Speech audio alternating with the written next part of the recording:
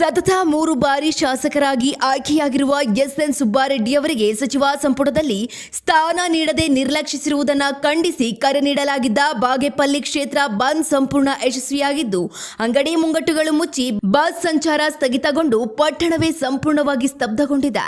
ಶಾಸಕರಿಗೆ ಕೂಡಲೇ ಸಚಿವ ಸ್ಥಾನ ನೀಡುವಂತೆ ಆಗ್ರಹಿಸಿ ಪಟ್ಟಣದ ಪ್ರಮುಖ ವೃತ್ತಗಳಲ್ಲಿ ಮುಖಂಡರು ಹಾಗೂ ಸಾರ್ವಜನಿಕರು ಆಕ್ರೋಶ ವ್ಯಕ್ತಪಡಿಸಿದ್ದು, ಹೈಕಮಾಂಡ್ ತಕ್ಷಣವೇ ಸೂಕ್ತ ನಿರ್ಧಾರ ಕೈಗೊಳ್ಳದಿದ್ದರೆ ಪ್ರತಿಭಟನೆಯನ್ನ ಇನ್ನಷ್ಟು ತೀವ್ರಗೊಳಿಸುವುದಾಗಿ ಎಚ್ಚರಿಕೆ ನೀಡಿದ್ದಾರೆ.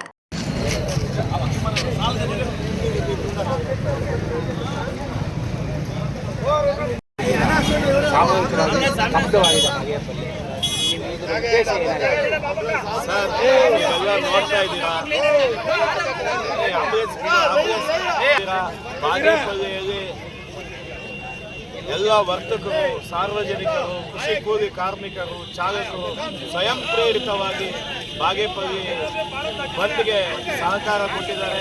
ಅವರಿಗೆಲ್ಲ ನಾವು ಆಭಾರಿಯಾಗಿದ್ದೀವಿ. ಯಾಕಂದರೆ ಇವತ್ತು ಬಾಗೇಪಲ್ಲಿ ವಿಧಾನಸಭಾ ಕ್ಷೇತ್ರಕ್ಕೆ ಆಗಿರ್ತಕ್ಕಂಥ ಅನ್ಯಾಯವನ್ನು ಪ್ರಶ್ನಿಸಿ ಇವತ್ತು ಬಂಧನ ಮಾಡ್ತಾ ಇದ್ದಾರೆ. ಏನು ಸುಬ್ಬಾರೆಡ್ಡಿ ಅವರು 3 ಬಾರಿ ಶಾಸಕರಾಗಿ ಬಾಗೇಪಲ್ಲಿ ವಿಧಾನಸಭಾ ಕ್ಷೇತ್ರದಿಂದ ಆಯ್ಕೆಯಾಗಿದ್ದರು. ಅವರು 2018ರಲ್ಲಿ ಆಪರೇಷನ್ ಕಮಲಕ್ಕೆ ಒಳಗಾಗಿದ್ರೆ ಆಗಲೇ ಸಚಿವರಾಗ್ತಾ ಇದ್ರು.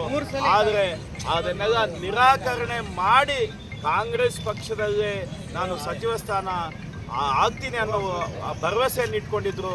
2023ರಲ್ಲಿ ಕೂಡ ಏನು ಪಕ್ಷದ ವರಿಷ್ಠರು ಅವರಿಗೆ ಸಾರ್ವಜನಿಕವಾಗಿ ಬಹಿರಂಗ ಸಭೆಯಲ್ಲೇ ನಮ್ಮ ಮಾಜಿ ಮುಖ್ಯಮಂತ್ರಿಗಳಾದ ಸಿದ್ದರಾಮಯ್ಯ ಸಾಹೇಬರು ಕೂಡ ಭರವಸೆ ಕೊಟ್ಟಿದ್ದರು.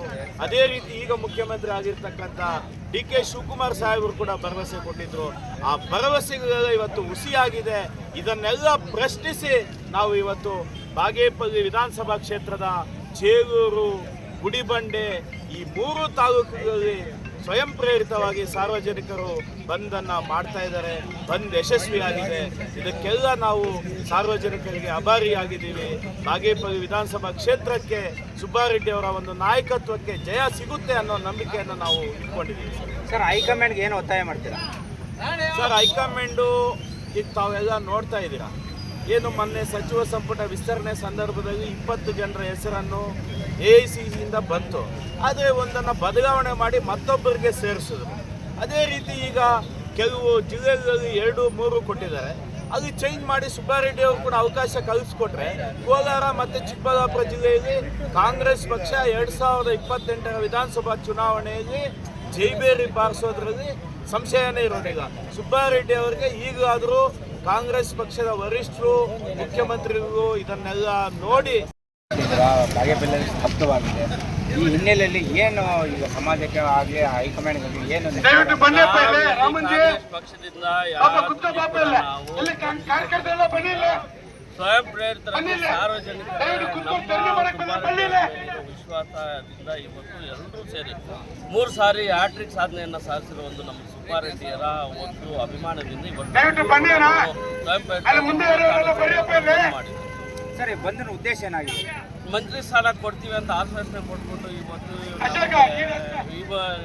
ಹಿಂದಿನ ಸರ್ಕಾರದಲ್ಲಿ ಸಿದ್ದರಾಮಯ್ಯ ಒಂದು ಮುಖ್ಯಮಂತ್ರಿ ಆಗಿದ್ದಾಗ ನಮ್ಗೆ ಆಶ್ವಾಸನೆ ಕೊಟ್ಟಿದ್ರು. ಇಲ್ಲ ಮುಂದಿನ ಕ್ಯಾಬಿನೆಟ್ ಎಕ್ಸ್ಪಾನ್ಷನ್ನಲ್ಲಿ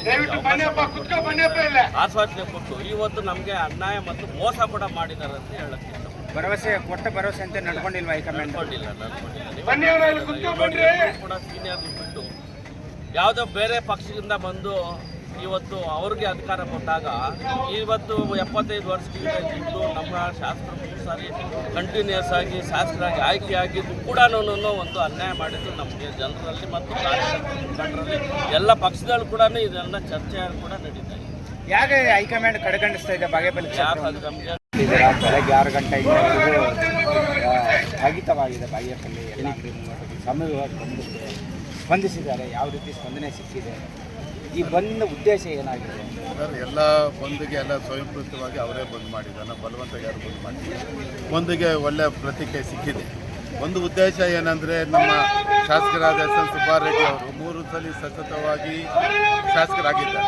ಇದುವರೆಗೂ ಬಾಗೇಪಲ್ಲಿ ಕ್ಷೇತ್ರದಲ್ಲಿ ಸ್ವತಂತ್ರ ಬಂದ ಪೂರ್ವದಲ್ಲಿ ಯಾರೂ 2ನೇ ಸಲ MLA ಉದಾಹರಣೆ ಇಲ್ಲ. ನಮಗೆ ಎಲ್ಲರಿಗೂ ಗೊತ್ತಿದೆ. ಅವರು ಮಾಡಿರುವಂಥ ಜನಸೇವೆ, ಕ್ಷೇತ್ರ ಅಭಿವೃದ್ಧಿ ಎಲ್ಲ ಚೆನ್ನಾಗಿ ಮಾಡ್ಕೊಂಡು ಬಂದಿದ್ದಾರೆ. ಇನ್ನೊಂದು ನಮ್ಮ 2 ಜಿಲ್ಲೆಯಲ್ಲಿನೂ ಸೀನಿಯರ್ ಶಾಸಕರು ಇವರೇ ಇದ್ದಾರೆ, 3 ಸಲಿಗೆ ಸತತವಾಗಿ ಗೆದ್ದಿರೋ. ಮತ್ತು ಬರ್ನಾಡು ಇದು ಆಂಧ್ರದ ಗಡಿ ಪ್ರದೇಶದಲ್ಲಿರುವಂಥ ಇದಕ್ಕೆ ಪ್ರಾತಿನಿಧ್ಯನೇ ಇಲ್ಲ ಅಂದರೆ ನಾವೇನೋ ಆಗಲಿ ಇದುವರೆಗೂ ಸ್ವತಂತ್ರ ಬಂದಾಗಿಂದ ಮಂತ್ರಿ ಸ್ಥಾನ ಬಾಗೇಪಲ್ಲಿಗೆ ಸಿಕ್ಕಿಲ್ಲ ಅಂದ್ಕೊಂಡಿದ್ದೀವಿ. ಈ ಸಲ ಸಿಗುತ್ತಂತ ನಂಬಿಕೆ ತುಂಬ ಇತ್ತು. ಆದರೂ ಹೈಕಮಾಂಡು ನಮ್ಮ ಕ್ಷೇತ್ರಕ್ಕೆ ಮೋಸ ಮಾಡಿದೆ ಅಂತ ಹೇಳಿ ತಪ್ಪಿಲ್ಲ ಅಂತೀನಿ.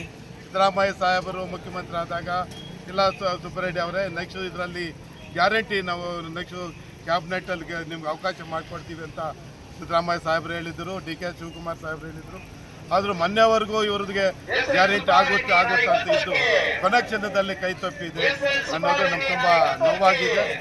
ನಮ್ಮ ಕ್ಷೇತ್ರಕ್ಕೆ ಅನ್ಯಾಯ ಆಗಿದೆ ಅಂತ ಹೇಳಕ್ಕೆ ಇಷ್ಟಪಡ್ತೀನಿ. ನಮ್ಮ ಒತ್ತಾಯ ನಮ್ಮ ಕ್ಷೇತ್ರಕ್ಕೆ ನ್ಯಾಯ ದೊರಕಬೇಕು ಮತ್ತು ಸುಬ್ಬಾರೆಡ್ಡಿಗೆ ಮಂತ್ರಿ ಸ್ಥಾನ ಕೊಡಲೇಬೇಕಂತ ನಮ್ಮ ಒತ್ತಾಯ.